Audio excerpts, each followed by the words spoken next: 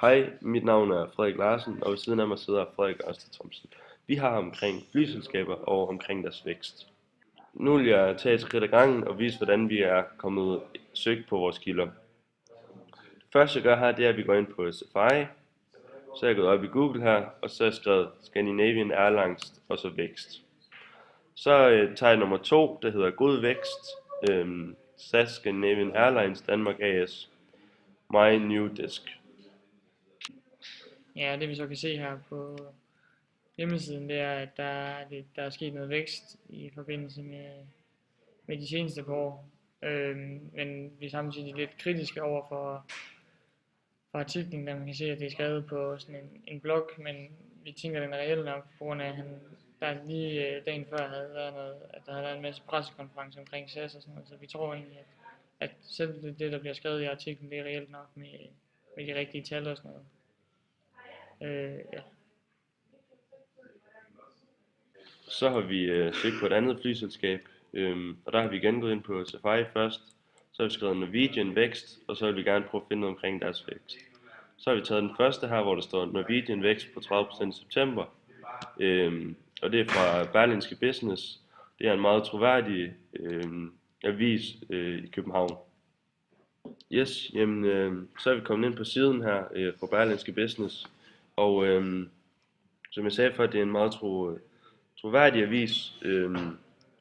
Og det første, der står her, det er noget omkring Norwegians passagervækst, som er på 13%.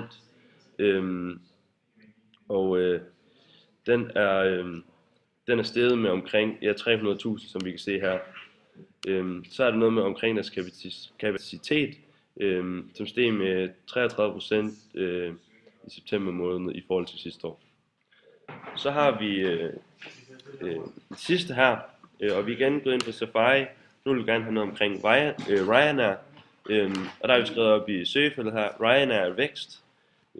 Og så har vi taget nummer 3, og den er fra børsen, og vi ved, at børsen det er meget omkring finans og så videre, så det tænker vi, det kunne være meget interessant.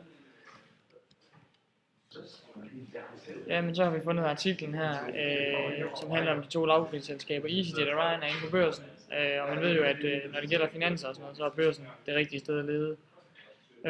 Og det de egentlig skriver her, det er, at EasyJet de hælder mere og mere ind på Ryanair, mål på vækst.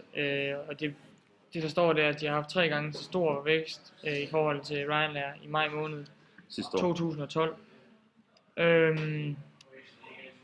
Så det man siger nu inden for lavprisselskaber, det er, at EasyJet de begynder stadigvæk, de har en lille stykke vej op til Ryanair, men Ryanair men viser en stigende vækst.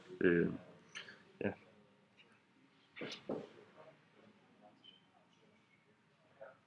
Det var det, vi ville forklare om de 3 flyselskaber i vækst. I må have en fortsat god dag. God dag.